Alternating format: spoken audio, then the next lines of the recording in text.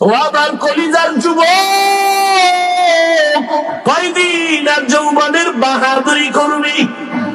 করোনায় কত যুবকের লাশ জানাজা হলো, কবরে রাখলাম, ট্রিপল মাস্ক লাগায় বয়া রইছে কুলাঙ্গার শিক্ষিত দুই সন্তান। বাবারে করোনায় ধইরা ফেলছে, কাছে যায় না মরার ভয়ে। এক পর্যায়ে বাবাই মরেই গেল। ওই শিক্ষিত দুই কুলাঙ্গার মাস্ক লাগাইয়া এলাকার গরিবের টাকা দিয়া কয়, লাশটারে টেনে টেনে রাস্তায় ফেলে দিয়াস। রাস্তায় ফেলে দেওয়ার পরে ওই কুলাঙ্গার দুই সন্তান দরওয়াজা জানালা লক করে দিল।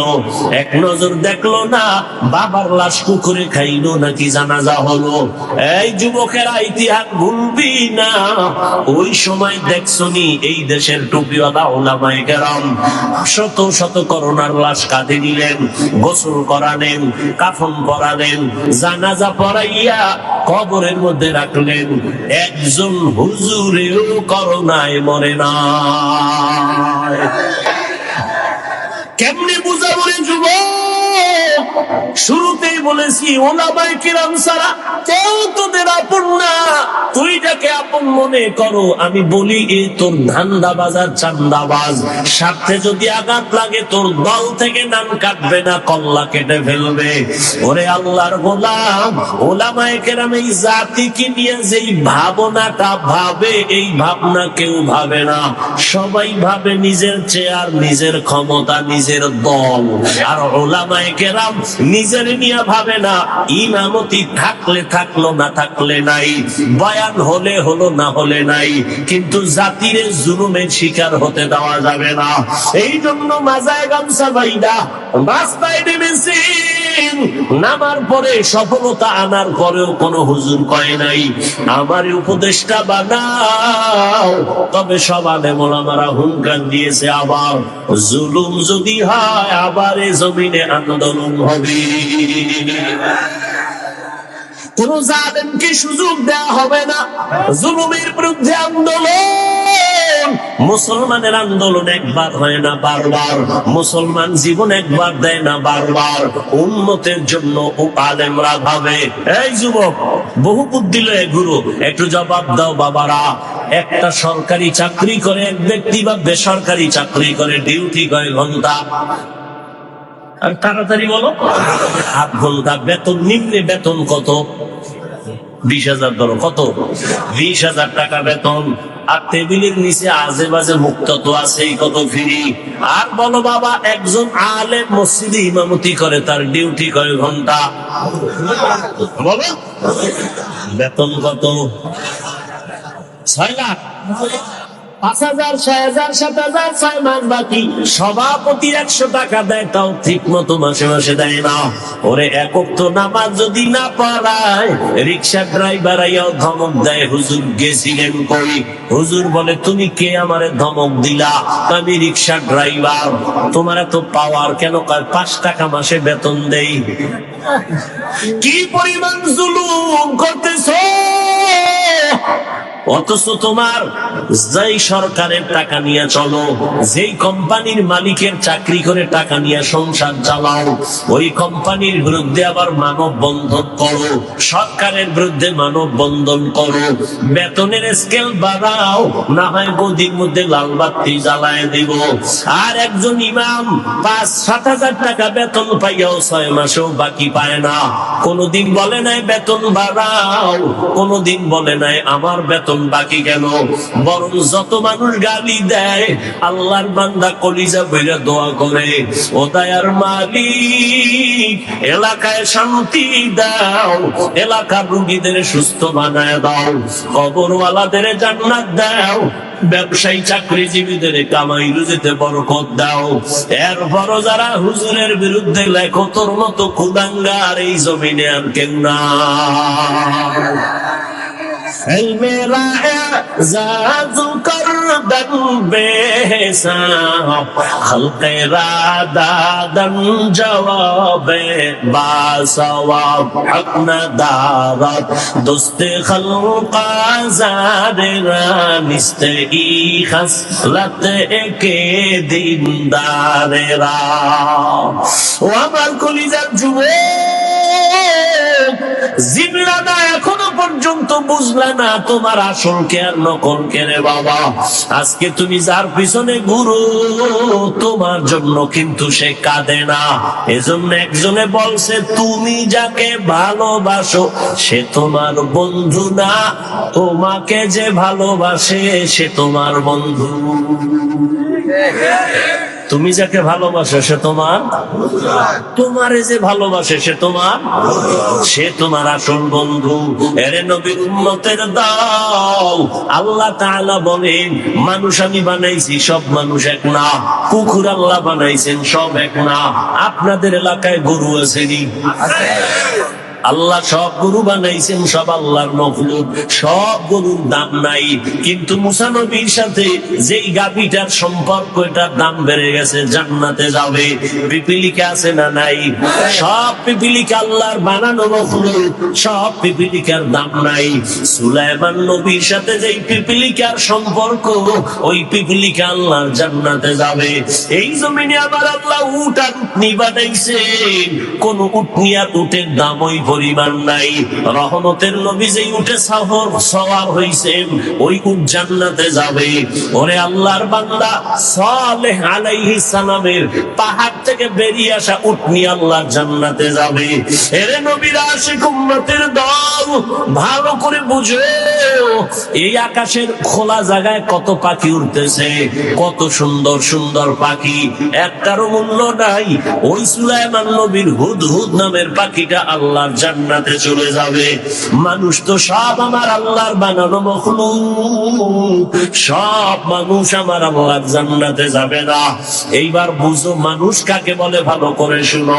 একদল মানুষ আছে বংশগত মানুষ, আর একদল মানুষ হলো গুণগত মানুষ, আর একদল মানুষ হলো জন্মগত মানুষ। আল্লাহর আদালতে বংশগত মানুষের কোনো মূল্য নাই, জন্মগত মানুষের মূল্য নাই। একমাত্র গুণগত মানুষগুলো দামি। কেমন দামি? আল্লাহ বলেন আমি এদের বিনা হিসাবে জান্নাত দিয়ে দিব। গুণের মানুষ কাকে বলে? বংশগত মানুষ তো তারা যেই মানুষের বংশে জন্ম হয়। আমাদের বংশগত বাবা পয়গম্বর আদম, আর আমরা তার সন্তান, বংশগত মানুষ। আমার আব্বা জান, আমার জন্মদাতা বাবা, তার ঔরসাবী জন্মগত সন্তান মানুষ। এই মানুষের কোনো ভ্যালু আল্লাহর কাছে নাই। একমাত্র গুণের মানুষ আল্লাহর কাছে দামি। গুণের মানুষ কাকে বলে বুঝো? যেই জিনিস বানানেওয়ালা কোন কাজের জন্য বানায় না, আকামের জন্য বানায়। মনে করেন এই মাইকওয়ালা মাইক বানাইছে একটা কাজের জন্য, বাতিওয়ালা বাতি বানাইছে কাজের জন্য। মনে রাখবেন, এটা একটা মূলনীতি, উসুল। যেই বস্তুটা যেই কাজের জন্য বানায়, ওই বস্তুর জন্য ওই কাজ হলো গুণ। ওই কাজটা কি? ধরেন এই মাইক আমার সামনে, ওর কাম কি? আমার কথাটাকে টেনে মেশিন থেকে, ইউনিট থেকে বের করে হরন দিয়ে দূরে সরাবে। এক কথায় সংক্ষেপ জবাব কি? মাইকওয়ালা মাইক ইঞ্জিনিয়ার যে বানাইছে আওয়াজ দেওয়ার জন্য। কোন কাজের জন্য বলেন? তাহলে মাইকের গুণ কি? আওয়াজ দেওয়া। বাতিওয়ালা বাতি বানাইছে কেন? আলো দেওয়ার জন্য। বাতির গুণ আলো দেওয়া। পাখাওয়ালা পাখা বানাইছে কেন? বাতাস দেওয়ার জন্য। পাখার গুণ হলো বাতাস দেওয়া। ভালো করে বুঝো, মাইকের গুণ আওয়াজ দেওয়া, বাতির গুণ আলো দেওয়া। মাইক যদি আওয়াজ না দেয় সবাই বলবে এটারে লাথি মেরে ফেলে দাও, এটা গুণের মাইক না। বাতি যদি আলো না দেয় বলবে ভেঙ্গে ফেল, এটা গুণের বাতি না। যেই জিনিসটা যেই কাজের জন্য বানায়, ওই কাজ হলো ওই জিনিসের গুণ। মাইকের গুণ আওয়াজ দেওয়া, বাতির গুণ হলো আলো দেওয়া, পাখার গুণ হলো বাতাস দেওয়া। মাইক যদি আওয়াজ না দেয় বলবে ভেঙ্গে ফেলো, গুণের মাইক না। বাতি যদি আলো না দেয় ভেঙ্গে ফেলো, এটা গুণের বাতি না। এবার জবাব দাও বাবারা, মানুষ আল্লাহ বানাইছেন কেন? তোমার কথা কেন? ওয়ামা খালাকুতুল জিন্না ওয়াল ইনসা ইল্লা লিয়াবুদুন।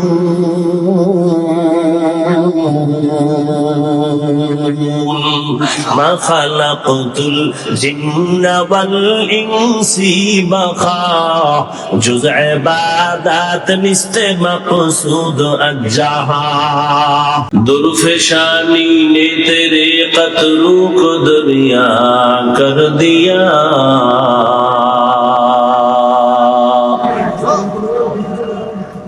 दुरफशानी ने तेरे कतरों को दरिया कर दिया दिल को रोशन कर दिया आंखों को भी उन्हें कि सुस्ती में या मेहनत में गुजारी जिंदगी तूने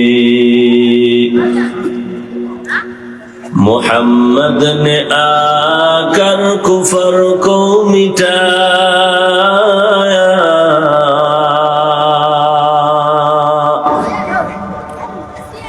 मोहम्मद ने आकर कुफर को मिटाया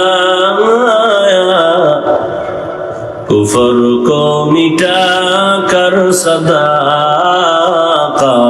बताया कुफर को मिटा कर सदाकत बताया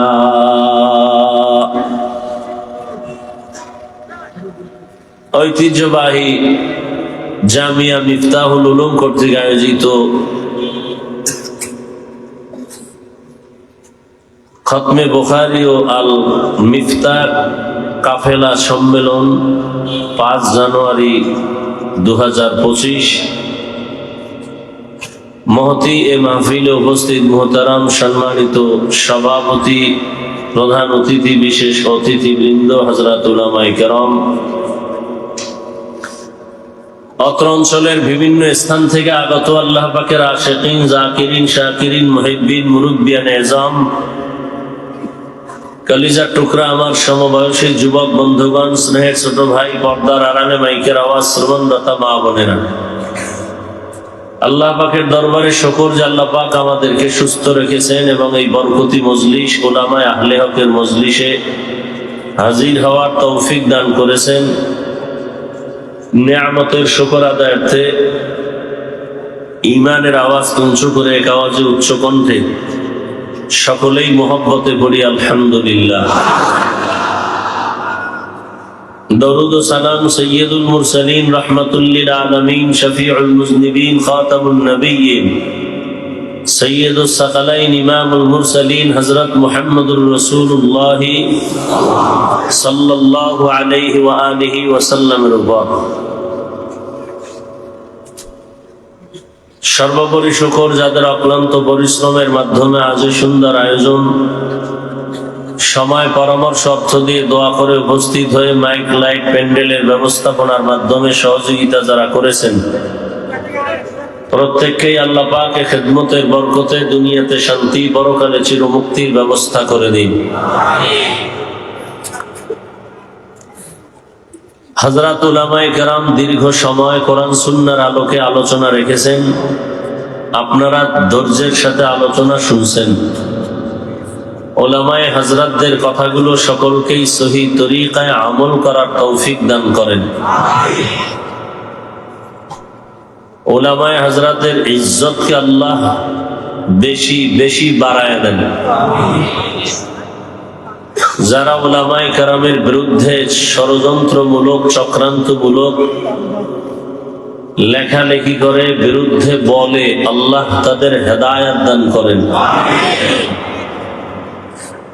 উলামায়ে কেরামের ইজ্জত বাড়া মানি মুসলমান তথা উম্মতের ইজ্জত বাড়া উলামায়ে কেরামের অসম্মান মানে উম্মতের অসম্মান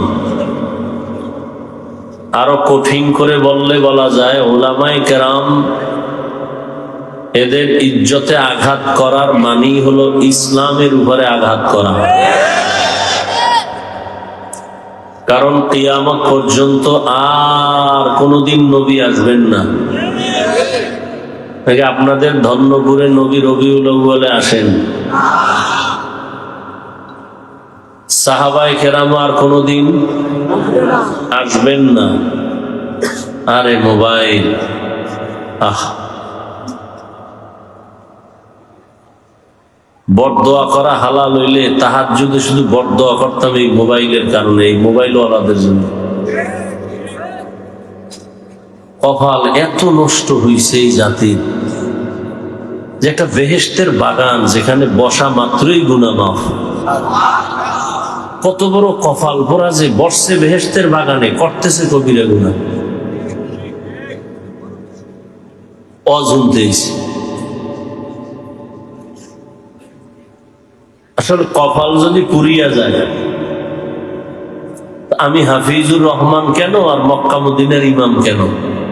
স্বয়ং রসুলের বয়ানও কপাল খুলে না।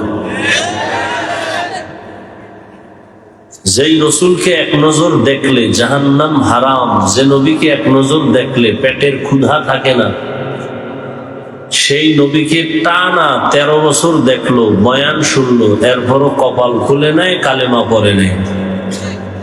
কত বড় নিকৃষ্ট বেঈমান!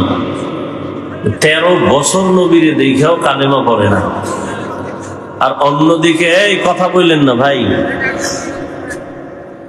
অন্যদিকে 27 বছরের এক যুবক নবীজিকে জবাই করতে আসিয়া নবীজিকে দেখা মাত্র তরবারি ফালায়া কালেমা পড়ে মুসলমান হয়ে গেল। কয় বছরের যুবক? বহুদিন ধরে এই মাহফিলের প্রচারণা চলতেছে, অনেকে আসার নিয়ত করছে, আসতে পারেনি। এরা এক কপালওয়ালা। আর একদল আসছে ঠিক এই বেহেশতে আসছি গুণা নিয়ে, গুণা মুক্ত হয়ে বাড়ি যেতে পারি। চিল্লা চিল্লির কি আছে? কথার মধ্যে আদব আছে, চোখের চাহনির মধ্যে আদব আছে, বসার মধ্যে আদব আছে। মানুষের জীবনের সৌন্দর্যই হলো আদব। যার আদব নাই ও যত বড় শিক্ষিত, কোনো দাম নাই। বেয়াদবি আমি আগে মাপ চাই আপনাদের কাছে, আপনারা অনেক দামি মানুষ। যুবকদেরকে আমি বেশিটা টার্গেট করে বয়ান করি, বারবার শব্দ উচ্চারণ করি, তুমি এটা কেন করো, যুবকদেরকে বলি। কারণ যুবকদের মধ্যেই আল্লাহ যে প্রতিভা দিয়েছেন, এটা কাজে লাগাইলে এক যুবকের দ্বারা এক দুনিয়া আলোকিত করা সম্ভব। কিন্তু মোবাইল আজকে সব ধ্বংস করে ফেলতেছে, কোনো খবর নেই। আল্লাহ আমাদের সব ভাইকে হেদায়াত দান করুন। কি কথাটা বলতে লইছিলাম? ও, যে একদল আসছে, এরা প্যান্ডেলে ঢুকতে পারে নাই। এরা কোথায়? দোকানে ঘুরে, মহিলা প্যান্ডেল তাওয়াফ করে, তাজা তাজা কবিরা গুনাহ করে। আমি হাসবেন না, যা বলতেছি যদি মেধা থাকে, গভীর চিন্তা করলে তো কান্না আসা উচিত। হাসেন কেন? আর একদল প্যান্ডেলে বসছে ঠিক, কিন্তু ওদের কলবের দরজা বন্ধ মোবাইলের কারণে। এ মোবাইল নিয়ে ব্যস্ত, আসছে খালি যাবে খালি। বয়ানের পরে মোবাইলটা যদি হারিয়ে যায়, তোর কপাল পুরাটাই ভরা। একটা বুদ্ধি, এত বুদ্ধি নোয়াখালীর মানুষের, একটা লোক আমার কথার জবাব দিতে পারবা ভালো মতো আদবের সাথে? তুমি মোবাইল ধরছো কেন? 24টা ঘন্টা তুমি মোবাইল নিয়ে ব্যস্ত থাকো। আল্লাহ দয়া করে বেহেশতের বাগানে নিয়ে আসে, এখানে মোবাইলটা না দেখাইলে তোমার মনের ঝাল মিটে না। কি যুক্তি আছে তুমি মোবাইল হাতে নেওয়া? মদিনার অর্ডার ছাড়া, সরকারের কোনো অনুমতি ছাড়া, ভিন্ন কোনো কারণে 1000 কোটি বার ছবি তোলা হারাম, কবিরা গুনাহ। পৃথিবীর কোনো মুফতির বাবার ক্ষমতা নেই এই কথার বিরুদ্ধে কিছু বলবে। তুমি কেন মোবাইল হাতে নিছো? কি কাজ কি তোমার? তুমি মনে করো কাম, এটা আকাম, এটা কাম না, এটা আকাম। তুমি হয়তো ভদ্রতার সাথে জবাব দিবা, হাফিজ ভাই এমন কেন করেন, মোহাব্বত করে আসছি রেকর্ড করি। তাহলে তুমি যেই প্রশ্নটা করবা, তোমার থেকে আমি কম চালাক। তোমার এই প্রশ্নের জবাব না লইয়া চেয়ারে বইছি। তুমি 200 হাত দূরে বৈশা মোবাইলটা ধরলে না রেকর্ড ভালো হবে, না ছবি ভালো আসবে। তোমার কাজটা নিখুঁত ভাবে মিডিয়াওয়ালারা করতেছে। ওগো আমরা হালালও বলি না, হারামও বলি না, কিচ্ছু বলি না, এটির পক্ষেও আমরা না। তাহলে তুমি তো সকালবেলা ওদের থেকে ডাউনলোড করে নিতে পারবা। শুধু শুধু কেন তুমি এখানে সময় নষ্ট করো? একটা ছুরি হাতে লইয়া গলা কাটা, এটা তোমার কাছে খুব কঠিন, কিন্তু মোবাইল হাতে লইয়া তোমার জীবনকে জবাই করতেছো, তোমার একটা অনুভব হয় না। এখানে বহু শিক্ষিত মানুষ আজকে গুগলে সার্চ দিবা, বাসায় গিয়া টাচ মোবাইল চালাইলে অঙ্গের কি কি ক্ষতি হয়, চিকিৎসা বিজ্ঞানীরা বাস্তবতার সাথে মিল রেখে কি থিওরি দিয়েছেন। এক মোবাইলে তোমার চোখের পাওয়ার নিয়ে যাইতেছে, খবর নাই। হার্ট দুর্বল, মেধা দুর্বল, কিডনি দুর্বল, চরিত্র নাই, লেখাপড়া নাই। এই মোবাইলের কারণে মাথা ব্যথা বেড়ে গেছে, বুকে ব্যথা বেড়ে গেছে, ভয় লাগে কখন তুমি স্ট্রোক করে মরে যাও। এই মোবাইলের কারণে মায়ের সাথে বেয়াদবি করেছো, এই একটা মোবাইলকে কেন্দ্র করে বাবার সাথে বেয়াদবি করেছো, এই মোবাইলকে কেন্দ্র করে শিক্ষকের সাথে বেয়াদবি, আলেমের সাথে বেয়াদবি। এই মোবাইলের কারণে কোথাও তোমাকে কেউ ভালো জানে না, মায়ের টাকা চুরি করেছো। এই মোবাইল ঠিক রাখতে গিয়া বাবার টাকা চুরি করেছো, বাবা মায়ের টাকা না দিলে বন্ধুর পকেট কেটেছো, বন্ধু না দিলে দোকানে সম্মিলিত চুরির ষড়যন্ত্র করতেছো। কি ভালো কাজ করছো মোবাইল দিয়ে আমাকে বুঝাও। চেহারা দিয়ে তাকাইলে নূর নাই, গুনাহ সারা রাত মোবাইলে, কবিরা গুনাহ, কবিরা গুনাহ, কবিরা গুনাহ দেখতে দেখতে চেহারাটা নষ্ট করে ফেলেছো। চেহারার মধ্যে কোনো উজ্জ্বলতা নাই, লেখাপড়া নাই। আল্লাহ মাফ করুন, আল্লাহ না করুন, যদি এখন মরে যাও মনে মনে মা বাবা খুশি হইব যে একটা চরিত্রহীন, ওর কারণে মানুষের কাছে মুখ দেখাইতে পারি না, মানুষ লজ্জা দেয় যে এই রকম বেয়াদব ছেলে জন্ম দিছো কেন, ও মইরে গেছে, একটা বিপদ গেছে, কাঁদবে ঠিক, মনে মনে খুশি। তাহলে তোমার এই জীবনে কামাই করলা সবার বড়দোয়া, একটা জীবন হইল। অথচ তোমার মতোই বহু যুবক, তোমার মতোই স্কুলে পড়ে, কলেজে পড়ে, চাকরি করে, ব্যবসা করে, পাঁচ ওয়াক্ত নামাজ পড়ে, দাড়িওয়ালা নাই। তোমার কপালে তো খারাপ কেন? কার অভিশাপ লইয়া বইছো? আল্লাহ আমাদের সব ভাইকে হেদায়েত দান করেন। সবার আগে আল্লাহ আমাকে হেদায়েত দান করেন।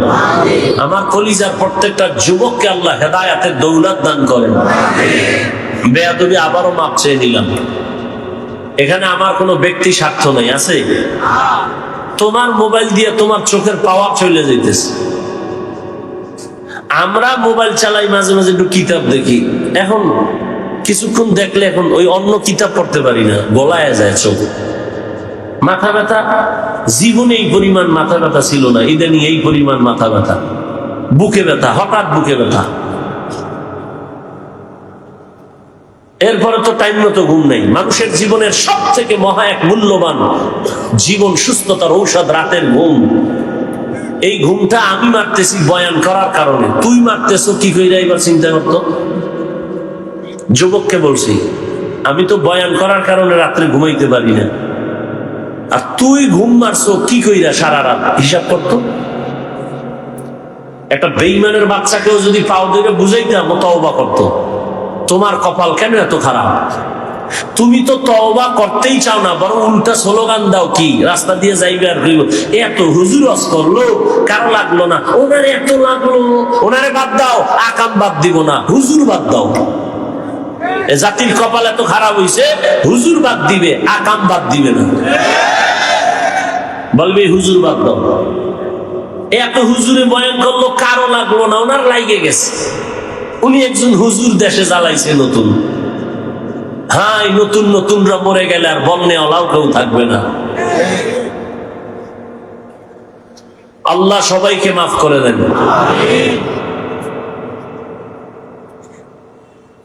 তো ওলামায়ে কেরামের ইজ্জত, উম্মতের ইজ্জত, কিয়ামত পর্যন্ত এই জাতিকে শান্তির ঠিকানা দিবেন একমাত্র ওলামায়ে কেরাম, কোরআন সুন্নাহর আলোকে। আমি 2 মিনিট কথাগুলো বলতেছি, একটু খেয়াল করবেন, বিশেষ করে যুবকদেরকে বলছি। যুবক,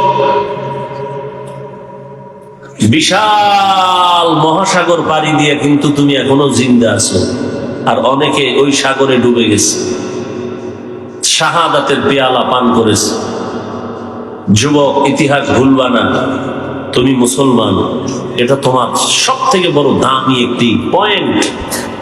গোটা দুনিয়ার যত মাস্তান দেখো, সব মাস্তানরা ইসলাম আর মুসলমানকে ভয় পায়।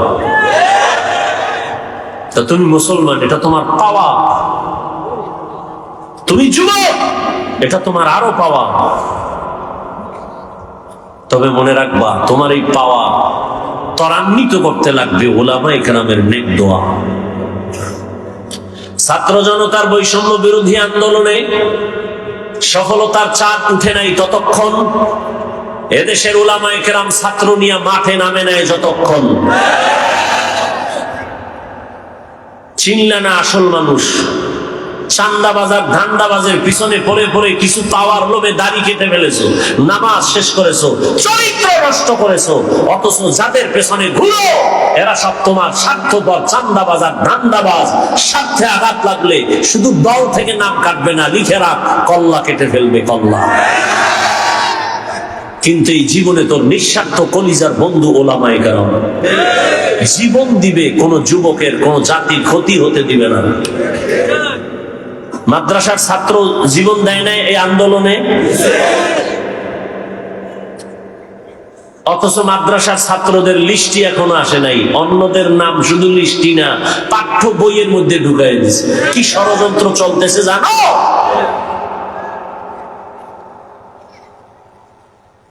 ওদের নাম পাঠ্য বইয়ের মধ্যে দিয়ে দিছে। আর মাদ্রাসার ছাত্র যে শহীদ হইল, এদের নাম বইয়ে দিবে দূরের কথা, লিস্টি করে না।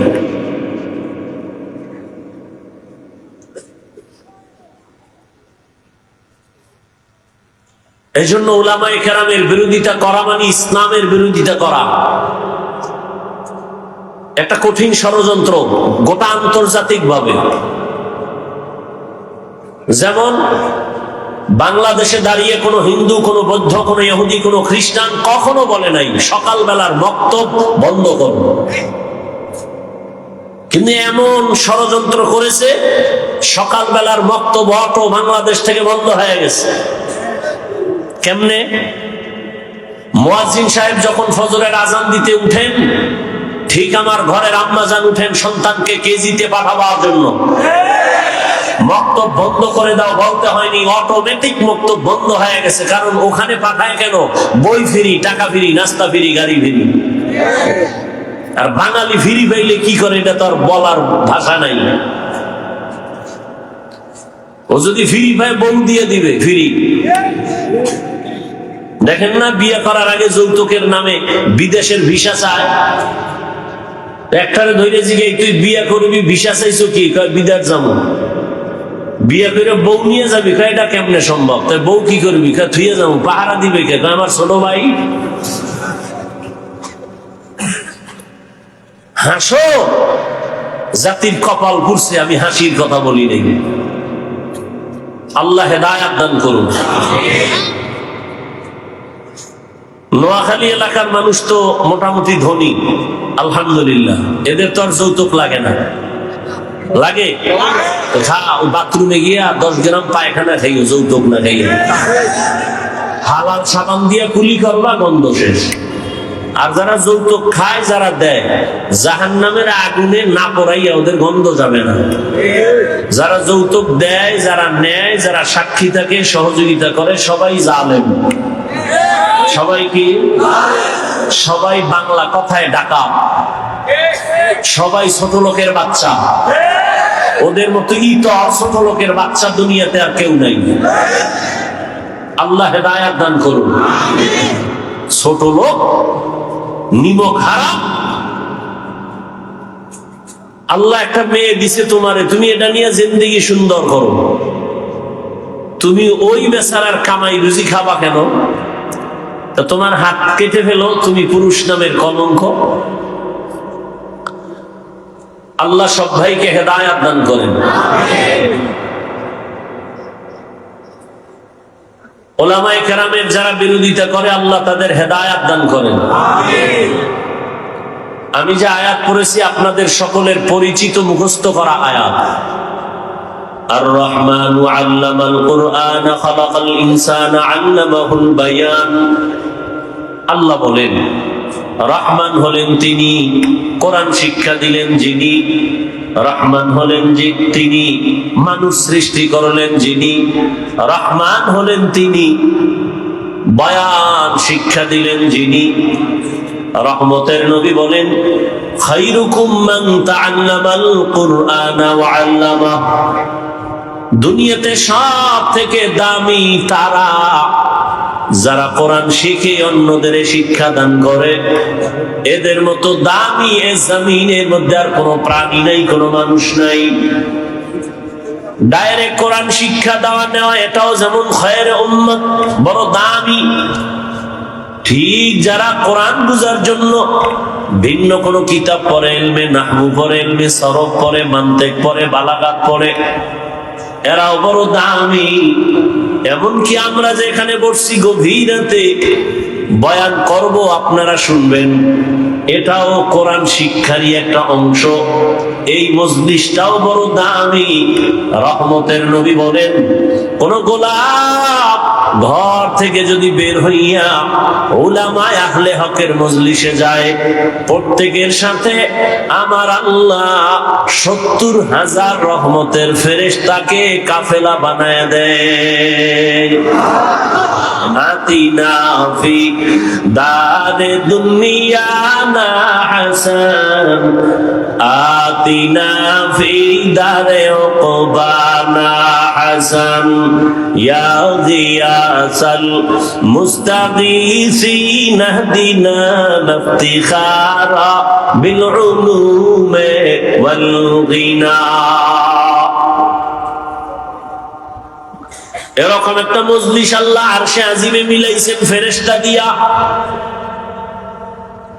আল্লাহ ফেরেশতাদের জিজ্ঞাসা করেন, ফেরেশতারা ধন্যপুর মাদ্রাসার মাঠের কি হালাত? বলে হাজারো মানুষ ওখানে হাজির। কেন? বলে আল্লাহ তোমাকে চায়, আর তোমার জান্নাত চায়, আর জাহান্নাম থেকে মুক্তি চায়।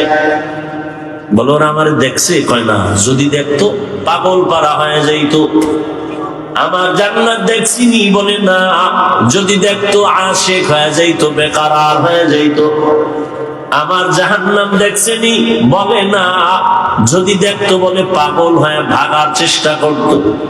আল্লাহ বলেন, ফেরেশতারা সাক্ষী থাক, নিজেরাই বলেছিলাম মানুষ বানাবার প্রয়োজন নাই, আজকে সাক্ষী রেখে আমি আল্লাহ ঘোষণা দিলাম, আমারে না দেখে, জান্নাত না দেখে, জাহান্নাম না দেখে যারা কোরআনের বাগানে বসছে, তোমরা সাক্ষী থাকো, এদের জীবনের সব গুনাহ মাফ করে দিলাম। এত বরকতি মজলিস। এই মজলিসে আল্লাহ আমাদের তৌফিক দিছেন। এবার নিয়ত খাঁটি কইরা বসি যে আল্লাহ গুনাহ নিয়ে ঢুকছি, গুনাহ নিয়ে আর বাসায় যাব না, তওবা করে যাব।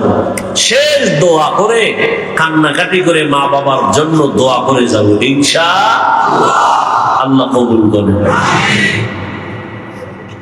আল্লাহ তাআলা বলেন, দুনিয়াতে আমি মানুষ সৃষ্টি করেছি, মানুষ বড় দামি, আমি আল্লাহ পাক আর কোন প্রাণীকে সৃষ্টির শ্রেষ্ঠ মর্যাদা দেই নাই। ওয়ালাকাদ কাররামনা বানি আদম ওয়া হামালনাহুম ফিল বাররি ওয়াল বাহরি ওয়া রাযাকনাহুম মিনাত তাইয়্যিবাত ওয়া ফাদ্দালনাহুম আলা কাসীরিম মিম্মান খালাকনা তাফদীলা। বনি আদম বড় দামি, আমি আল্লাহ নদীতে, পানিতে, স্থলে চলার জন্য আমি সুন্দর আয়োজন করেছি।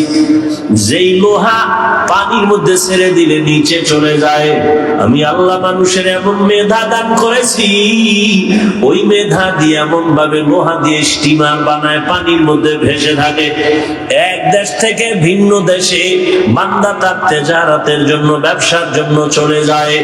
আমি আল্লাহ মানুষের অনেক আদর করে বানিয়েছি, আমি আল্লাহ তাদের জন্য উত্তম খানার আয়োজন করেছি।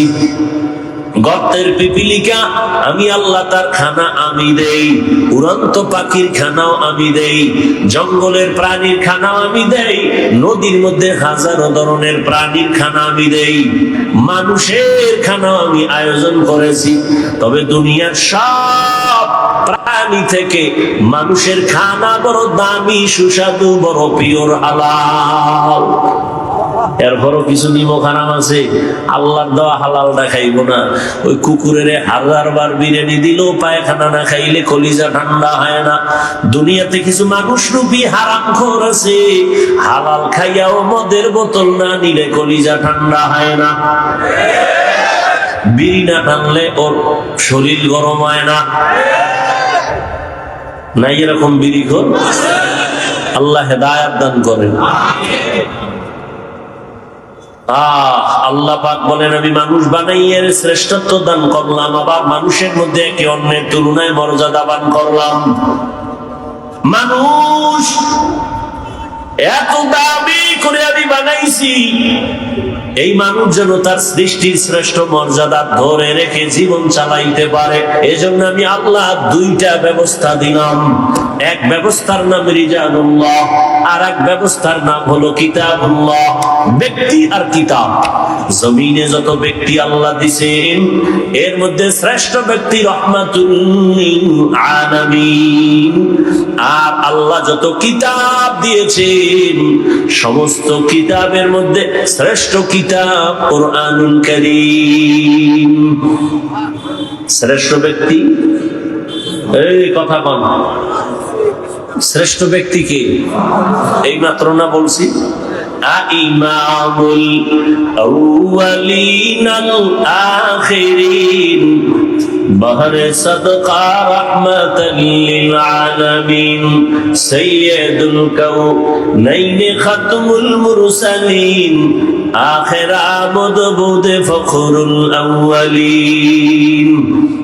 কেমন একজন নবী যার কোনো তুলনা। মুসা নবী আল্লাহর বন্ধু, ইব্রাহিম আল্লাহর বন্ধু, ঈসা নবী আল্লাহর বন্ধু, দাউদ নবী আল্লাহর বন্ধু। নবী আল্লাহ কয় সব নবী আমি আল্লাহর বন্ধু, মুহাম্মদ আমার বন্ধু। তবে ব্যবধান, সব নবী রাসূল আমার আল্লাহ তাআলার আশিক, আর আল্লাহ বলেন আমি নিজে হলাম মুহাম্মদের আশিক। সব ব্যক্তিদের মধ্যে শ্রেষ্ঠ রহমাতুল লিল আলামিন। আর আল্লাহ যত কিতাব দিয়েছেন, শ্রেষ্ঠ কিতাব কি? কুরআনুল কারীম। বলেন কি? আমি যেভাবে বলে এইভাবে বলবেন, কুরআনুল কারীম। এই দুটোটা আলহামদুলিল্লাহ আমরা পেয়েছি, কিন্তু কপাল খারাপ, চিনি না, নবীরেও চিনি না, কোরআনও জানি না। অনেকের ঘরে কোরআন শরীফ আছে, 20 বছর হয়ে গেল, একদিন খুললেও দেখলো না ভেতরটা কেমন। এমন কপাল পুরছে আমাদের। রহমতের নবী বিদায় বেলা বলে গেলেন, এই উম্মতের দল, দুটো জিনিস আমি রেখে যাই, ধরে যদি রাখো ঈমানও যাবে না, সম্মানও যাবে না। ক্বালা রাসূলুল্লাহ সাল্লাল্লাহু আলাইহি ওয়া আলিহি ওয়াসাল্লাম, তারাকতু ফীকুম আমরাইন লান তাদিল্লু মা তামাসসাকতুম বিহিমা, কিতাবাল্লাহি ওয়া সুন্নাত রাসূলি। রহমতের নবী বলেন, 2 জিনিস ধরে রাখ, ঈমানও যাবে না, সম্মানও যাবে না। এক হলো আল্লাহর দেওয়া কিতাব কোরআন, দ্বিতীয় হলো আমি মুহাম্মদের রেখে যাওয়া আদর্শ। 1500 বছর গত হয়ে গেল, আজও এত বিপদ, এত বিপদ। এরপরও যাদের কাছে কোরআন আছে, নবীর আদর্শ আছে, এরা এখনো ঈমান নিয়ে সম্মানে আছে। এদের ঈমানও যায় নাই, সম্মানও যায় নাই, গেছে। যাদের কাছে আল্লাহর নবীর আদর্শ আছে, কোরআন আছে, এদের কোনো চিন্তা নাই। চেয়ারম্যানের চেয়ারের মেয়াদ শেষ, এমপির মেয়াদ, মন্ত্রীর মেয়াদ, কিছু ডিসিএসপির মেয়াদও শেষ। কিন্তু আল্লাহর কোরআনওয়ালা নবীর আদর্শওয়ালা আমাদের চেয়ারের কোনো মেয়াদই নাই। শেষ কিসের? কোনো মেয়াদ নাই, শেষ কি আবার? আল্লাহর দেয়া কেনা সম্মান আর টাকা দিয়া কেনা সম্মান। ভালো করে বুঝো, টাকা দিয়া সম্মান কিনলে একবারে পায় ফুলের মালা, ফাইনালে জুতার মালা। আর আমার আল্লাহর দেয়া সম্মান যারা নিবে এরা দুনিয়ায়ও বাদশাহ, পরকালেও বাদশাহ।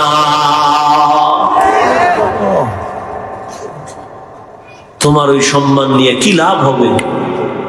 আল্লাহ হেদায়াত দান করেন। আল্লাহ তাআলা বলেন, আমি দুই জিনিস দিলাম মানুষ যেন সুশৃঙ্খল জীবন যাপন করতে পারে। নবী পাইলাম না, আল্লাহর কোরআন এখন আমাদের সামনে আছে, নবীর আদর্শ এখনো আছে। এই দুইটা জিনিস ধরে রেখে সামনে আগাও। আল্লাহ তাআলা বলেন, রহমতের নবী দুনিয়াতে আসার পরে 40 বছর পর আমি রহমতের নবীর দাওয়াতের অনুমতি দিয়ে কাজে লাগাই দিলাম। 40 বছর পর্যন্ত রহমতের নবী কোথাও দাওয়াতের কাজ করে না। নামাজের কথা নাই, রোজার কথা নাই, জিকিরের কথা নাই, পর্দার দাওয়াত নাই। 40 বছর পর আল্লাহ তাআলা আমার নবীকে কোরআন দিয়া দাওয়াতের মধ্যে লাগায় দিলেন। রহমতের নবী এখন দাওয়াত দেয়, এক আল্লাহর ইবাদত করো, এক আল্লাহর সিজদা দাও। কিছুদিন পর আবার নবী বলেন, রবের ইবাদত করো। ইয়া আইয়ুহান নাস উবুদু রাব্বাকুমুল্লাযী খালাকাকুম ওয়াল্লাযীনা মিন ক্বাবলিকুম লাআল্লাকুম তাত্তাকুন।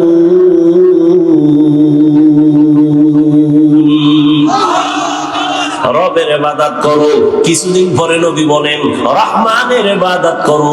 মক্কার মুশরিকরা বলেন, মুহাম্মদ আব্দুল্লাহর ছেলে, একবার বলো আল্লাহর ইবাদত করতে, আর একবার বলো রহমানের ইবাদত করতে। তাহলে তোমার রব কি দুইজন নাকি? একজন আল্লাহ আর একজন রহমান? কয় না, আমার আল্লাহই তো আল্লাহ, তিনিই তো একমাত্র আল্লাহ, তিনিই তো রহমান। ওরা প্রশ্ন করে ফেললো, মানির রহমান, রহমানের পরিচয় দাও রহমানকে। আল্লাহ তাআলা সূরাতুর রহমান দিয়া রহমানের পরিচয় দেওয়া শুরু করলেন।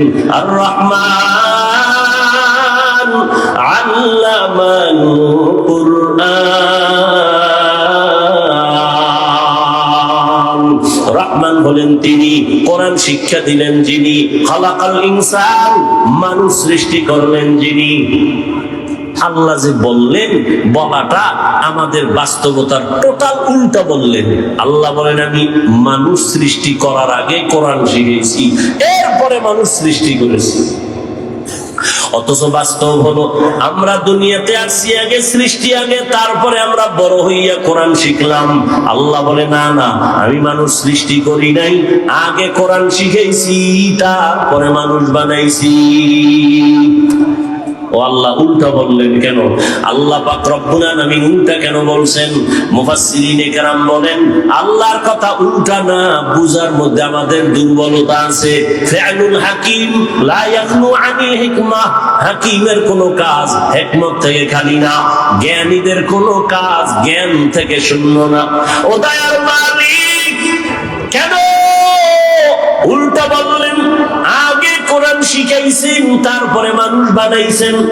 অথচ আল্লাহ আগে আমাদের বানানোর পর এরপরে কোরআন শিখাইছেন।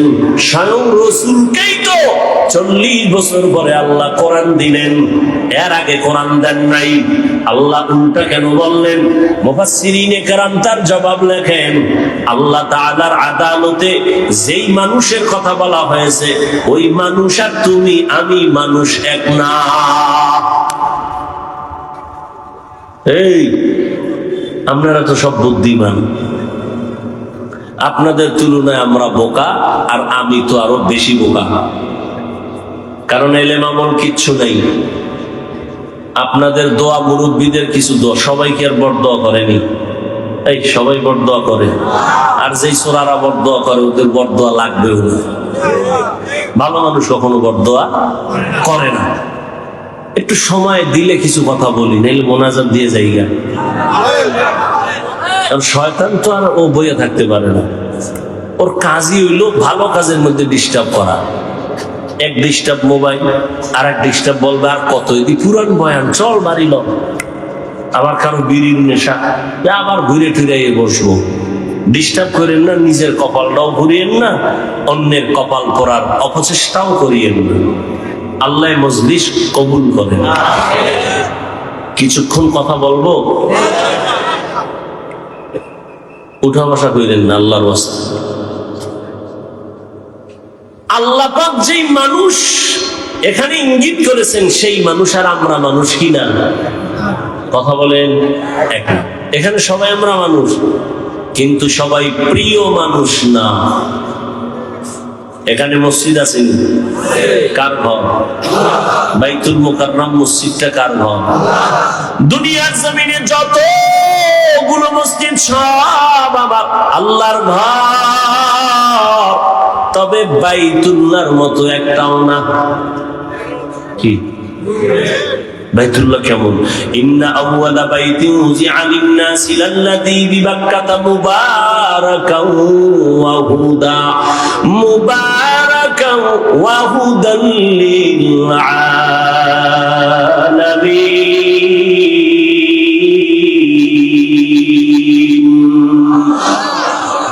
জমিন আল্লাহ বানাইয়া প্রথম একটা ঘর আল্লাহ বানাইছেন বাইতুল্লাহ বাক্কা নগরীতে, আর আল্লাহ কিছুই বানান নাই। এটা এমন একটা ঘর যেই ঘরের দিকে শুধু তাকাইয়া থাকবা, অনবরত আমল নামায় সওয়াব। আপনি এই মসজিদের দিকে তাকায় থাকলে সওয়াব, বাইতুল্লাহর দিকে তাকাইলে সওয়াব আছে না নাই? যতক্ষণ তাকায় থাকবে অনবরত সওয়াব। শুধু কি তাই? রহমতের নবী বলেন, এই হাজী সাহেব, সফর করতে যদি যাও বাইতুল্লাহর দিকে যখন প্রথম তোমার নজর পড়বে, নজরটা পড়া মাত্র যদি দোয়া করো, যে কোনো দোয়া প্রথম নজরেই কবুল হয়ে যাবে। আতিনা ফি দারে দুনিয়া না হাসানান, আতিনা ফি দারে উকবানা হাসান, ইয়া গিয়াসাল মুস্তাগীসিন ইহদিনা ইফতিখারা বিল উলুমে ওয়াল গিনা। হর গড়ি দে নেকো তু তৈয়ার है जो न मांगे उससे तू बेजार है। তাহলে মসজিদ সব কার ঘর? সব সমান? বলেন না কেন? ভালো করে বুঝো। আপনাদের এলাকায় কুকুর আছে না? এই মাখলুক গুলোকে বানাইছেন সব আল্লাহর বানানো মাখলুক। সব কুকুর আমার আল্লাহর মাখলুক, তবে সব কুকুর আল্লাহর কাছে দামি না। আসহাবে কাহফের সাথে যেই কুকুরের সম্পর্ক, এটা এত দামি, জান্নাতে যাবে। সুবহানাল্লাহ। যেই তাহলে বিড়ি টানো, সুবহানাল্লাহ। কেমনে? সারাদিন গীবত, শিকায়াত, গালাগালি, মিথ্যা, আর সারা রাত তো মোনাজাত ধরে হইয়া হইয়া। আমরা মোনাজাত ধরি বইয়া, তোমরা মোবাইল আলারা মোনাজাত ধরো হইয়া। কখন রাত্র 3টা 4টা বাজে খবর নেই। কোন দিন আজরাইল আইসা মোবাইল সহ হয়ে যাইব, আর হুঁশই থাকবে না। জিন্দেগি মে বন্দগি তু কার নহি, जिंदगी में बंदगी तू कर नहीं, जिंदगी में बंदगी शर्मिंदा है, जिंदगी में बंदगी शर्मिंदा है। यहाँ हम सब मुसाफिर दिल ना लगा, अहले दिल की नजर से रूह करता जा, शाह दौलत सब फकीर गर नेक नहीं, शाह दौलत सब फकीर गर नेक नहीं। जिंदगी में बंदगी तू कर नहीं, जिंदगी में बंदगी तू कर नहीं, जिंदगी में बंदगी शर्मिंदा है, जिंदगी में बंदगी शर्मिंदा है। जिंदगी में बंदगी कुन बंदगी, बंदगी बे जिंदगी शर्मिंदगी। ও আমার কলিজার যুবক, কয়দিন আর যৌবনের বাহাদুরি করবি? করোনায় কত যুবকের লাশ, জানাজা হলো কবরে রাখলাম, ট্রিপল মাস্ক লাগায় বয়া রইছে কুলাঙ্গার শিক্ষিত দুই সন্তান। বাবারে করোনায় ধইরা ফেলছে, কাছে যায় না মরার ভয়ে। এক পর্যায়ে বাবায় মরেই গেল। ওই শিক্ষিত দুই কুলাঙ্গার মাস্ক লাগাইয়া এলাকার গরিবের টাকা দিয়া কয় লাশটারে টেনে টেনে রাস্তায় ফেলে দিয়াস। রাস্তায় ফেলে দেওয়ার পরে ওই কুলাঙ্গার দুই সন্তান দরওয়াজা জানালা লক করে দিল। এক নজর দেখলো না বাবার লাশ কুকুরে খাইলো নাকি জানাজা হলো। এই যুবকেরা ইতিহাস ভুলবি না। ওই সময় দেখছনি এই দেশের টুপিওয়ালা ওলামায়ে কেরাম শত শত করোনার লাশ কাঁধে নিলেন, গোসল করালেন, কাফন পরালেন, জানাজা পড়াইয়া কবরের মধ্যে রাখলেন। একজন হুজুরেও করোনায় মরে না। কেমনে বুঝাবো রে যুবক? শুরুতেই বলেছি ওলামায়ে কেরাম ছাড়া কেউ তোদের আপন না। তুই যাকে আপন মনে করো, আমি বলি এ তোর ধান্দাবাজ আর চান্দাবাজ। স্বার্থে যদি আঘাত লাগে তোর দল থেকে নাম কাটবে না, কল্লা কেটে ফেলবে। ওরে আল্লাহর গোলাম, ওলামায়ে কেরাম এই জাতিকে নিয়ে যেই ভাবনাটা ভাবে, এই ভাবনা কেউ ভাবে না। সবাই ভাবে নিজের চেয়ার, নিজের ক্ষমতা, নিজের দল। আর ওলামায়ে কেরাম নিজের নিয়ে ভাবে না। ইমামতি থাকলে থাকলো, না থাকলে নাই, বয়ান হলে হলো, না হলে নাই। কিন্তু জাতিরে জুলুমের শিকার হতে দেওয়া যাবে না। এই জন্য মাজায় গামছা বাইদা রাস্তায় নেমেছেন। নামার পরে সফলতা আনার পরেও কোন হুজুর কয় নাই আমার উপদেশটা বানাও। তবে সব আলেম ওলামারা হুঙ্কার দিয়েছে, আবার জুলুম যদি হয় আবার এ জমিনে আন্দোলন হবে। কোন জালেমকে সুযোগ দেওয়া হবে না। জুলুমের বিরুদ্ধে আন্দোলন। মুসলমানের আন্দোলন একবার হয় না, বারবার। মুসলমান জীবন একবার দেয় না, বারবার। উম্মতের জন্য আলেমরা ভাবে। এই যুবক, বহু বুদ্ধি লয়ে গুরু, একটু জবাব দাও বাবারা। একটা সরকারি চাকরি করে এক ব্যক্তি বা বেসরকারি চাকরি করে, ডিউটি কয় ঘন্টা? আর তাড়াতাড়ি বলো। 8 ঘন্টা। বেতন, নিম্নে বেতন কত? 20,000 ধরো। কত? 20,000 টাকা বেতন। আর টেবিলের নিচে আজে বাজে মুক্ত তো আছেই, কত ফ্রি।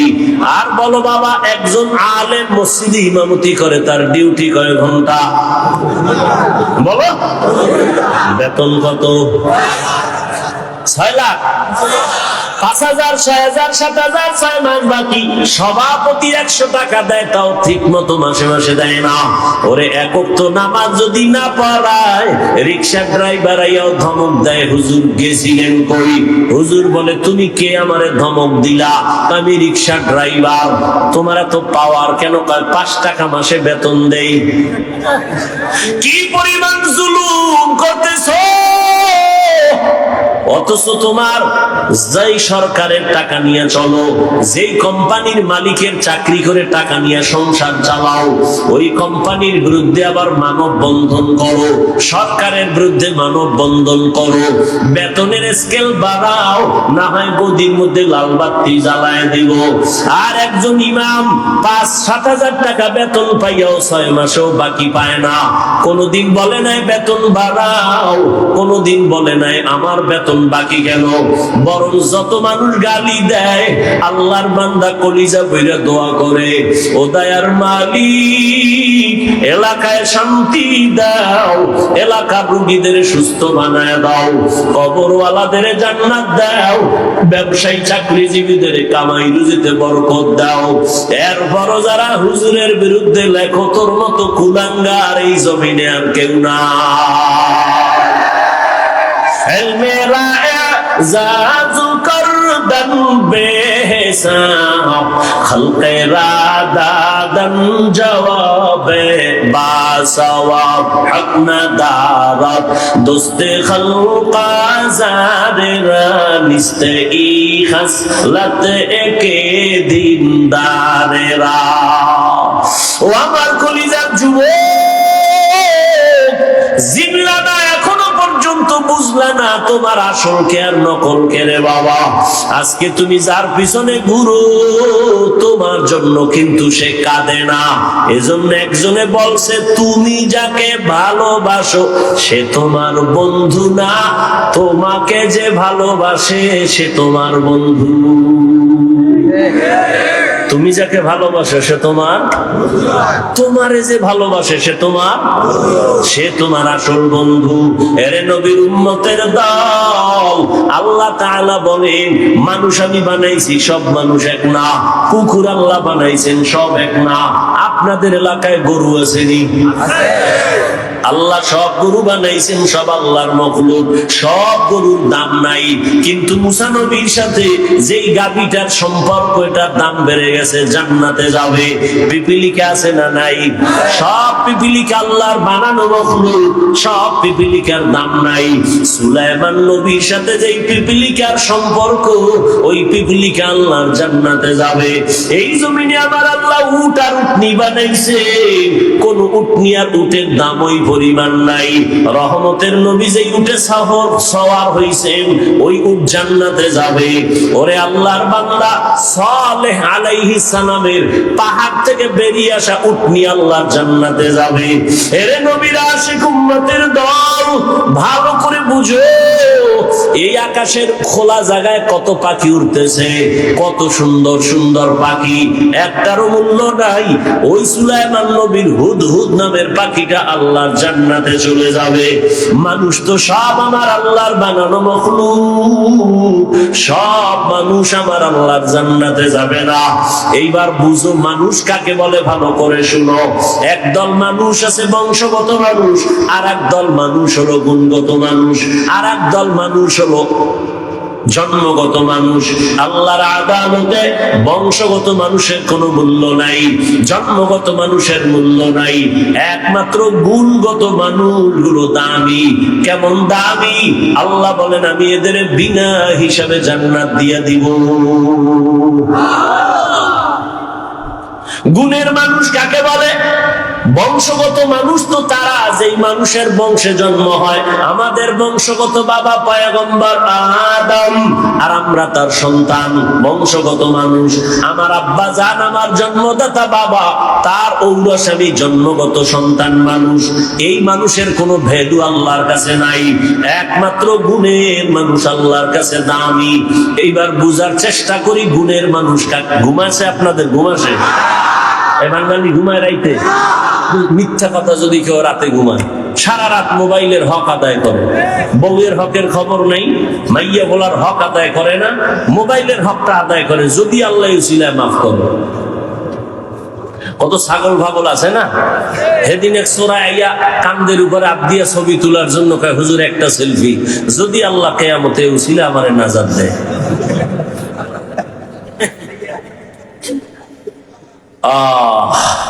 তুমি এখান থেকে বের হওয়া মাত্রই চোখের গুনাহ, হাতের গুনাহ শুরু হয়ে যাবে, জবানের গুনাহ শুরু হবে। এখানে তুমি রহমতের প্যাকেটে আছো, কোনো গুনাহ হবে না ইনশাআল্লাহ। গুণের মানুষ কাকে বলে বুঝো? যেই জিনিস বানানেওয়ালা কোন কাজের জন্য বানায় না, আকামের জন্য বানায়। মনে করেন এই মাইকওয়ালা মাইক বানাইছে একটা কাজের জন্য, বাতিওয়ালা বাতি বানাইছে কাজের জন্য। মনে রাখবেন এটা একটা মূলনীতি, উসুল। যেই বস্তুটা যেই কাজের জন্য বানায় ওই বস্তুর জন্য ওই কাজ হলো গুণ। ওই কাজটা কি? ধরেন এই মাইক আমার সামনে, ওর কাম কি? আমার কথাটাকে টেনে মেশিন থেকে, ইউনিট থেকে বের করে হরন দিয়ে দূরে সরাবে। এক কথায় সংক্ষেপ জবাব কি? মাইকওয়ালা মাইক ইঞ্জিনিয়ার যে বানাইছে আওয়াজ দেওয়ার জন্য। কোন কাজের জন্য বলেন? তাহলে মাইকের গুণ কি? আওয়াজ দেওয়া। বাতিওয়ালা বাতি বানাইছে কেন? আলো দেওয়ার জন্য। বাতির গুণ আলো দেওয়া। পাখাওয়ালা পাখা বানাইছে কেন? বাতাস দেওয়ার জন্য। পাখার গুণ হলো বাতাস দেওয়া। ভালো করে বুঝো, মাইকের গুণ আওয়াজ দেওয়া, বাতির গুণ আলো দেওয়া। মাইক যদি আওয়াজ না দেয় সবাই বলবে এটারে লাথি মেরে ফেলে দাও, এটা গুণের মাইক না। বাতি যদি আলো না দেয় বলবে ভেঙ্গে ফেল, এটা গুণের বাতি না। যেই জিনিসটা যেই কাজের জন্য বানায় ওই কাজ হলো ওই জিনিসের গুণ। মাইকের গুণ আওয়াজ দেওয়া, বাতির গুণ হলো আলো দেওয়া, পাখার গুণ হলো বাতাস দেওয়া। মাইক যদি আওয়াজ না দেয় বলবে ভেঙ্গে ফেলো, গুণের মাইক না। বাতি যদি আলো না দেয় ভেঙ্গে ফেলো, এটা গুণের বাতি না। এবার জবাব দাও বাবারা, মানুষ আল্লাহ বানাইছেন কেন? আমার কথা কেন? ওয়ামা খালাকুতুল জিন্না ওয়াল ইনসা ইল্লা লিয়াবুদুন।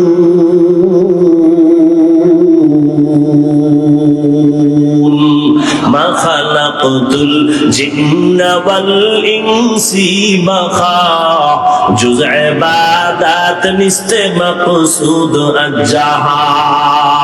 আল্লাহ তাআলা বলেন আমি মানুষ বানাবার একটাই কারণ ইবাদত। বলেন মানুষের বানানোর কারণ কি? ইবাদত। মানুষ বানাইছেন ইবাদতের জন্য। এবার আমাকে আপনারাই জবাব দেন, মানুষের গুণ কি? বলেন ইবাদত করা। এখন ইবাদত কি? মসজিদ আর মাদ্রাসা এটা ইবাদত। সারা রাত যায় নামাজে তাসবিহ টানো, দিনের বেলা রোজা রাখো, এটা তোমার ইবাদত না, এটা ইবাদতের অংশ। বান্দা তুমি জীবনে যা করবা যা বলবা সব ইবাদত। খানা খাওয়া ইবাদত, তুমি ঘুমাইবা ইবাদত, বাথরুমে যাইবা ইবাদত, জীবনে তুমি যা করবা সব ইবাদত। মন গড়া। একজনে মাগরিবের নামাজে দাঁড়াইছে, 3 রাকাতে যাইয়া চিন্তায় পড়ছে বেজোর হইরা লাভ কি? আর 2টা সিজদা বাড়াইয়া জোর করি 4 রাকাত হয়ে গেছে।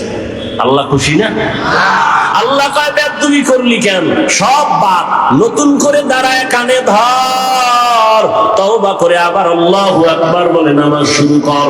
জীবনে যা করবা সব ইবাদত হতে হবে আল্লাহর সন্তুষ্টির জন্য, মদিনা ওয়ালা নবীর আদর্শ অনুযায়ী।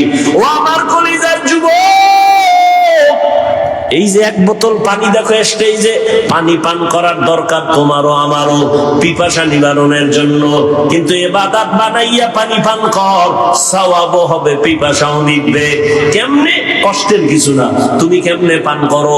বাম হাতটা নিয়ে লাগায় দেবা বোতলে, ডান হাত দিয়া মুখা খুইলে একটা টান মারবা বাম হাতে, আধা লিটার নাই। আমি এটাকে ইবাদত বানায় পান করব।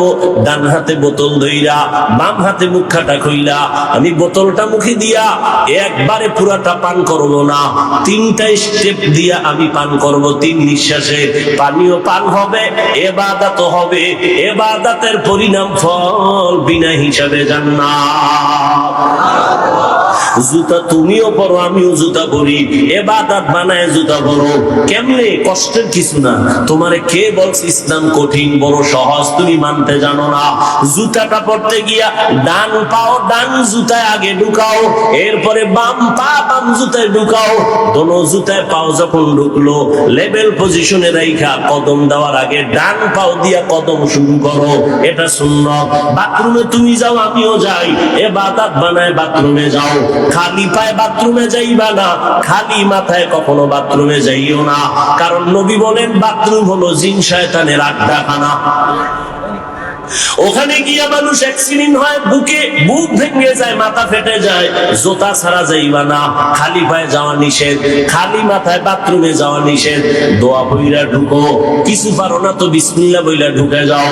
বাথরুমে গিয়া যখন বসবা বাম পায়ের উপরে ভর করে বসবা, সুন্নত। কোন পা? বাম পায়ের উপরে। হাঁটুর উপরে কাপড় উঠাবা না, এটা নবীর সুন্নত। বাথরুম কমপ্লিট করে বের হয়ে আলহামদুলিল্লাহ বলো, বাম পা দিয়ে ঢুকবা, ডান পা দিয়ে বের হইবা। বাথরুম হয়ে গেল, ইবাদত হয়ে গেল। এখান থেকে মোনাজাতের পরে আমার বাবারা সবাই বাড়ি যাবেন, যাই অনেকে ফ্রেশ হবেন। ফ্রেশ কি হবেন? ফ্রেশ হইতে গিয়ে গোসল করবেন, হাত ধুইবেন, চেহারা ধুইবেন, পা ধুইবেন। আমি বান্দাও বাসায় যেয়ে ফ্রেশ হব, তবে আপনার ফ্রেশটায় কোনো সওয়াব নাই। আমি সওয়াব বানাইয়া তারপরে ফ্রেশ হব। আমিও হাত ধুবো, আমিও চেহারা ধুইব, আমিও পাও ধুইব, তবে আমার ধোয়াটা অজুর কায়দায় হয়ে যাবে। আমি অজু কইরা গেলাম, এই কনি পর্যন্ত ধুইলাম, চেহারা পুরাটা ধুইলাম, পা ধুইলাম, ইবাদত হলো আমার ফ্রেশ হওয়া হয়ে গেল। আর এই অজু অবস্থায় ঘুমাও, আল্লাহ জান্নাতের দরজা খুলে দিবে। খানা খানা আপনারা, আমরাও তো খানা খাই, কিন্তু বাবা ইবাদত বানায় খানা খাও। নিচু জায়গায় বসো, দস্তারখান বিছায় বসো, দোনো হাতের কবজা পর্যন্ত ধুইয়া তারপরে খানা খাও। যেই প্লেটে ভাত নিবা ওই প্লেটে হাত ধুইবা না, অন্য জায়গায় হাত ধুইয়া বসো। এরপরে খানার প্লেটের ডান দিক দিয়া শুরু করো, লবণ নাও বাম হাতে। কি বাম হাতে লবণ? এটা সোরা কিছু ভদ্র দেখায়, আমি ভদ্র, কারণ বাম হাত দিয়ে লইলে একটু বাথরুমের ফ্লেভার আছে তো মজা হয়। নিকৃষ্ট মূর্খ, বাম হাতে লবণ লয়, ময়লা লাগবে তো বাথরুমের ময়লা, এটা কেমন মনে করে বুদ্ধিজীবী? বুদ্ধির বও নাই। আচ্ছা তার সেরা পৃথিবীতে শ্রেষ্ঠ বুদ্ধিজীবী কোরআনওয়ালারা, কারণ সব থেকে বড় বুদ্ধির গাইডের নাম কোরআন। আর এটা যার সিনে আছে সে হলো শ্রেষ্ঠ বুদ্ধিজীবী। ভাইরা আমার, এই জন্য কেউ কান্দে, কেউ কান্দে, কান্দতেছে, কেউ খবর নাই। হুজুরদের কোনো টেনশন নেই, আছে আগেও যেমন এখনো তেমন, ভবিষ্যতেও তেমন। কারণ আমরা মানুষের গোলাম না, আমরা একমাত্র আমার আল্লাহর গোলাম। কার গোলাম? আর তোমরা আমাকে অনেকের গোলাম বলো না, তুমি কার গোলাম? হ্যাঁ বেটা, আহমদ শফি হাটহাজারী শাইখুল ইসলাম রহমতুল্লাহ আলাইহি আওয়ামী লীগের কাছে গেছে, কেউ বিএনপির কাছে গেছে। যাওয়াটা তুমি দালাল মনে করো কেন?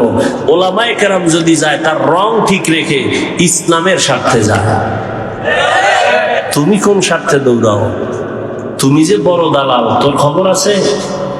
আলেমের ভুল ধরো না, মানে কপাল বাকিটাও ঘুরার জন্য। এই বাংলাদেশে যত ঝামেলা দেখো একমাত্র উলামায়ে কেরামের সাথে বেয়াদবি করার কারণেই হচ্ছে এগুলো। এখনো যারা বেয়াদবি করো, গাঁটটি রেডি রাখ, পালানোর সময় জুতাও নিতে পারবি না, রেডি থাক। আল্লাহ হেদায়েত দান করুন। এরে নবীর উম্মত, মানুষের গুণের নাম কি ভুলে গেছেন? 5 মিনিটে মানুষের গুণের নাম ইবাদত। এখন ইবাদতটা মন করা না, না, নবীর তরিকায় হতে হবে। এখন নবীর তরিকা আদর্শ আছে কোরআন হাদিসে, কোরআন হাদিস পড়তে জানেন না, এখন কেমনে যাবেন? কোরআন হাদিস পড়নেওয়ালা উলামায়ে কেরামের কাছে যাও, ইবাদতের নিয়ম শিখিয়া এরপরে ইবাদত করো, তখন হবে তুমি গুণের মানুষ। গুণের মানুষের জন্য বিনা হিসাবে জান্নাত। আল্লাহ এই দিকে ইঙ্গিত করে বলেন, আমি আগে মানুষ বানাই নাই, আগে কোরআন শিখাইছি, তারপরে মানুষ বানাইছি। অর্থাৎ যারা কোরআন হাদিস শিখিয়া ওলামায়ে কেরামের নেক নজর নিয়া যারা ইবাদত করবে তারা গুণের মানুষ, তারা জান্নাতি। আল্লাহ এই দিকে ইঙ্গিত করে বলেন, আমি আগে মানুষ বানাইছি, তারপরে কোরআন শিখাইছি, আগে কোরআন শিখাইছি, তারপরে মানুষ বানাইছি। ও আল্লাহর বান্দারা, এখানে আমরা যারা বসে আছি সবাই তো মানুষ, তবে গুণের মানুষ হতে ওরে গুণের মানুষ তো হতে পারি নাই, যে কারণে এত বয়ানের পরও চোখে পানি আসে না, নামাজ পড়ি না, পর্দা করি না। ও যুবক, এখানে যারা বসে আছো যুবক বাবারা, তুমিও মুসলমান, আমিও মুসলমান। তোমার আমার আল্লাহ এক না দুই? তোমার আমার নবী, তোমার আমার কাবা, তোমার আমার ধর্ম, তোমার আমার ইসলাম, তোমার আমার কালেমা। ভালো করে বুঝরে বাবা, পশুকে আল্লাহ ভালো মন্দ যাচাই করার জ্ঞান দান করেন নাই, মানুষকে দিয়েছেন। তোমার আমার আল্লাহ এক, নবী এক, কোরআন এক, কাবা এক, ধর্ম এক, কালেমা এক। দুনিয়াতে আসছি তাও এক, বিদায় বেলা কাফন হবে তিনটা তাও এক। আমি হাফিজুর রহমান বা কোন বড় এমপি মারা গেলে তার একটা কাফন বাড়ানো হবে না। রিক্সা ড্রাইভার যদি গরিব হয়ে মরে যায়, একটা কাফন কমাইয়াও দিবে না, কালার হবে আলাদা। হুজুরদের কাফনের কালার একরকম, যুবক বাবাদের আর এক রকম। কে হুজুর, কে হুজুর না, কে ধনী, কে গরিব, কে আলেম, কে মূর্খ, সব এক কালারের কাফনের প্যাকেট হবে। আজকে আমি বক্তা যত ভাব দেখাই, আর তুমি যত ক্ষমতার ভাব দেখাও, সাদা কাফনে যেদিন ঢুকবা, ওই দিন সবার ভাবগুলো বন্ধ হয়ে যাবে। ও আল্লাহর বান্দা, কবরের সাইজ হবে ওই কবরে রাখার পরে প্রশ্ন হবে তিনটা তাও এক। রবের পরিচয় দাও, ধর্মের পরিচয় দাও, রাহমাতুল লিল আলামিনের পরিচয় দাও। ও আমার কলিজার যুবক, ওরে তোমার আমার আল্লাহ এক, নবী এক, কোরআন এক, কাবা এক, ধর্ম এক, কালেমা এক। এরপরে এত বয়ান, এরপরেও কেন তুমি নামাজ পড়তে চাও না? আমি নামাজ সারি না, তুমি নামাজ পড়ো না। আমি টুপি ছাড়তে চাই না, তুমি টুপি দিতেই চাও না। আমি দাড়ি কাটতে চাই না, তুমি দাড়ি রাখতে চাও না। বুঝি না বাবা, কারণ কি? আমরা ভুলে আছি না তোমরা ভুলে আছো, তারও কোনো খবর পাইতেছি না। একজন যুবক যদি দাঁড়াইয়া বলো, হাফিজ ভাই তোমরা ভুলে আছো, আমরা সঠিক পথে আছি, একটা দলিল দেখাও। এখন আমি দাড়ি কেটে ফেলবো, নামাজ রোজা বাদ দিয়ে তোমার লাইনে শার্ট প্যান্ট টাই বইরা নাচ গান করবো। আর যদি বলো না হাফিজ ভাই আপনারাই সঠিক পথে আছেন, আমরা শয়তানের ধোকায় পড়ে গুনার পথে আছি, আপনারা সঠিক, তাহলে আমি তোমাকে বলবো যুবক বাবা, যদি তুমি পা দুটো আগাইয়া দাও, আমি তোমার পায়ে হাত রেখে অনুরোধ করে বলবো, জীবনে তো কম নামাজ ছাড়ো নাই, কম বেপরদায় চলো নাই, দাড়ি কম কাটো নাই। ও আমার কলিজার যুবক, কত রাত্র মোবাইলে গুনাহ করে করে রাত কাটাইছো, আর কত রাত্র মোবাইলে গুনাহ করলে তোমার মনের আশা মিটবে, তারপরে তওবা করবা। জীবনে তো কম নামাজ ছাড়ো নাই, আর কতদিন নামাজ না পড়লে তোমার মনের আশা পূরণ হবে, তারপরে তওবা করবা। জীবনে তো কম মাইয়ার চরিত্র নষ্ট করো নাই, আর কতদিন চরিত্র বিধ্বংসী কাজ করলে তোমার মনের আশা পূরণ হবে, তারপরে তওবা করবা। এবং এটাও তুমি বলো কয়দিন তোমার আর হায়াত বাকি আছে। ওই করোনায় কত যুবক চলে গেল, ছাত্র জনতার আন্দোলনে কত যুবকের লাশ চলে গেল। এমন একটা দিন নাই গাড়ির নিচে পানির নিচে যুবকের লাশ নাই, ঘুমের ঘরে যুবকের লাশ। কয়দিন আর বাঁচবারে বাবা? আমি তোমাকে এতক্ষণ যত বয়ান শুনাইছি একবারও বলি নাই আমি হাফিজুর রহমান পাঁচকল্লি মাথায় দিছি, তোমরা যদি না দাও কপাল ঘুরবে, একবারও বলি নাই। আমি কওমি মাদ্রাসার সন্তান, তোমরা যদি কওমিতে না যাও তোমাদের কপাল খারাপ, একবারও বলি নাই।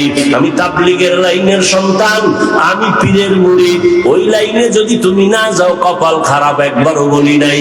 কি বলি এবার শুনো। ও আমার কলিজার যুবক, তুমি স্কুলে পড়ো, কলেজে পড়ো, চাকরি করো, ব্যবসা করো, আলহামদুলিল্লাহ আলহামদুলিল্লাহ আলহামদুলিল্লাহ। স্কুল ছাড়িও না, কলেজ ছাড়িও না, লেখাপড়া করে ডাক্তার হও, ইঞ্জিনিয়ার হও, একজন প্রফেসর হও, একজন ব্যবসায়ী চাকরিজীবী হও। তবে আমার ছোট্ট একটা দাবি, জীবনে বেয়াদব হইও না। তোমার ব্যবহারে কখনো যেন মা বাবা কখনো কষ্ট না পায়, তোমার আচরণ আচরণে কোনোদিন যেন শিক্ষকেরা কষ্ট না পায়, তোমার ব্যবহারে কখনো যেন উলামায়ে কেরাম কষ্ট না পায়। কারণ মা বাবা যদি কষ্ট পায়, বদদোয়া চলে আসলে তোমার জীবন পঙ্গু হয়ে যাবে। শিক্ষকের বদদোয়া যদি নিয়েই ফালাও, লেখাপড়ার জগৎ থেকে হারায় যাবা। আলেমের বদদোয়া যদি কপালে লেগে যায় কষ্ট দেওয়ার কারণে, জীবনের চরিত্র আর আদর্শ খুঁজে পাইবা না রে বাবা। এইবার একটু বাস্তবে দেখো, তোমার মতো যুবক জীবনে কোনোদিন মাদ্রাসায় যায় নাই, আলিফ বা তাও শিখে নাই। দেখো স্কুল কলেজে পড়িয়াও নামাজ পড়ে আসেনি, আর কোনো ওয়াজের দরকার নাই। তোমার জীবনের এই শেষ ওয়াজ, বাসায় যাইয়া একা একা ভাববা, আর কোনো ওয়াজ দরকার নেই। শুধু এই পয়েন্ট, আমার মতো যুবক স্কুল কলেজে পড়িয়ে যদি নামাজ পড়ে, আমি পারি না কেন? ও যুবক বাবারা, তোমার মতো যুবক রাস্তায় গাড়ি চালায়, নামাজ ছাড়ে না, তুমি কেন পারো না? তোমার মতো যুবক doctor, professor, engineer, OC, DC SP, RAB, army, police, BDR এর চাকরি করে, নামাজ ছাড়ে না, বলো তুমি কেন পারবা না রে বাবা? তোমার কপালে কার অভিশাপ লাগলো? এখনো কেন তওবার দরজায় তুমি ফিরবা না? মনেরে বুঝাইয়া এখনো সময় আছে, তওবা করে নাও। জীবন চলিয়া গেল, আর নামাজ ছাড়বা না, দাড়ি কাটবা না, বেপরদায় চলবা না, মা বাবারে কষ্ট দিবা না, শিক্ষকের কষ্ট দিয়া বদদোয়া নিবা না, উলামায়ে কেরামের দোয়া নিয়া, পরামর্শ নিয়া নবীর তরিকা মেনে চলবা। ও পর্দার আড়ালের আম্মা জানেরা, বোনেরা, আপনাদের সন্তানদের যত বয়ান শুনাইলাম, আপনারা দোয়া না করলে, চেষ্টা না করলে সম্ভব হবে না। এরে আম্মা জান, আপনাদের মতো কত মা এই অঞ্চলে আছে, এখনো আছে, পর্দা করে, হালাল ভাবে চলে, মোবাইলে সময় নষ্ট করে না, স্বামীর মাল খেয়ানত করে না, সন্তানগুলো আদর্শওয়ালা বানানোর, গুণের মানুষ বানানোর চেষ্টা করে। এরে আম্মা জানেরা, আপনাদের এত সম্মান, আপনারা কি পারেন না একটা ভালো সন্তানের মা হবেন? সন্তানটাকে ডাক্তার বানাবেন, ইঞ্জিনিয়ার বানাবেন, প্রফেসর বানাবেন, বেয়াদব বানাবেন না। আপনার সন্তান যেন কখনো মা বাবার সাথে বেয়াদবি না করে, শিক্ষকের সাথে বেয়াদবিমূলক আচরণ না করে, উলামায়ে কেরামের পরামর্শ নিয়া নবীজির তরিকা মেনে যেন চলে। ও আমার যুবক বাবারা, ও পর্দার আড়ালের মা বোনেরা, এখনো সময় আছে, তওবা করে নেন। কোন দিন মরণ হবে জানা নাই। ঘুমের ঘরেও যদি আজরাইল আসিয়া পড়ে, ও যুবক বাবা, ঘুমের মধ্যেই তোমার মরণ হয়ে যাবে। হেদায়েতের মালিক আমার আল্লাহ। মানুষ হইছে কিন্তু গুণের মানুষ হইতে পারি নাই। এখনো সময় আছে, ইবাদত করিয়া উলামায়ে কেরামের পরামর্শ নিয়ে রেডি হও। মনে মনে পিছনের গুনাহ থেকে তওবা করো, আল্লাহকে বলো, হেদায়ার মালিক, জীবনে গুনাহ তো কম করি নাই, আজকে থেকে তওবা করে নিলাম, নামাজ ছাড়বো না, বেপরদায় চলবো না, মা বাবারে কষ্ট দিব না, উলামায়ে কেরাম মুরব্বিদের দোয়া নিয়ে নবীর তরিকা মেনে চলবো। তওবা করার মতো যদি অন্তর তৈরি হয়, মুনাফিকি না থাকে, খাঁটি তওবার নিয়ত যাদের আছে, দুটো হাত আমার আল্লাহকে দেখাইয়া দাও। আল্লাহ হাতগুলো কবুল করে নেন, তওবা কবুল করে নেন, তওবার উপরে মজবুত হইয়া চলার তৌফিক দান করেন, আমিন। আলহামদুলিল্লাহি রাব্বিল আলামিন, ওয়াসসালাতু ওয়াসসালামু আলা সাইয়্যিদিল আমবিয়া ওয়াল মুরসালিন ওয়া আলা আলিহি ওয়া আসহাবিহি আজমাইন, ইয়া আরহামার রাহিমিন, ইয়া আরহামার রাহিমিন, ইয়া আরহামার রাহিমিন। রব্বিরহামহুমা কামা রব্বায়ানি সগীরা। আল্লাহুম্মা ইন্নাকা আফুউন কারীম তুহিব্বুল আফওয়া ফা'ফু আন্না। আল্লাহুম্মা ইন্না নাসআলুকা রিযাকা ওয়াল জান্নাহ ওয়া নাউযু বিকা মিন সাখাতিকা ওয়ান নার। আল্লাহুম্মা ইন্না নাউযু বিকা মিনাল বারাসি ওয়াল জুনুনি ওয়াল জুযামি ওয়া সাইয়্যিল আসকাম। ও দয়ার মালিক, গভীর রাত কুদরতের নজর দিয়ে দেখি কত উলামায়ে কেরাম, মুরব্বী, হাজী সাহেব, কত যুবক ছাত্র ভাই, পর্দার আড়ালে মা বোনেরা হাত তুলেছেন। আমরা গুনার বোঝা নিয়ে হাজির, তওবার নিয়ত করেছি আর গুনাহ করব না, নামাজ ছাড়বো না, দাড়ি কাটবো না, বেপরদায় চলবো না, মা বাবার দোয়া নিয়ে, শিক্ষকের দোয়া নিয়ে, উলামায়ে কেরামের পরামর্শ নিয়ে নবীর তরিকায় চলবো। আমাদের তওবা কবুল করে নেন আয় আল্লাহ, গুনাহ মুক্ত জিন্দেগি আমাদের দান করেন, মাহফিল কবুল করে নেন, আলোচনার ভুল ত্রুটি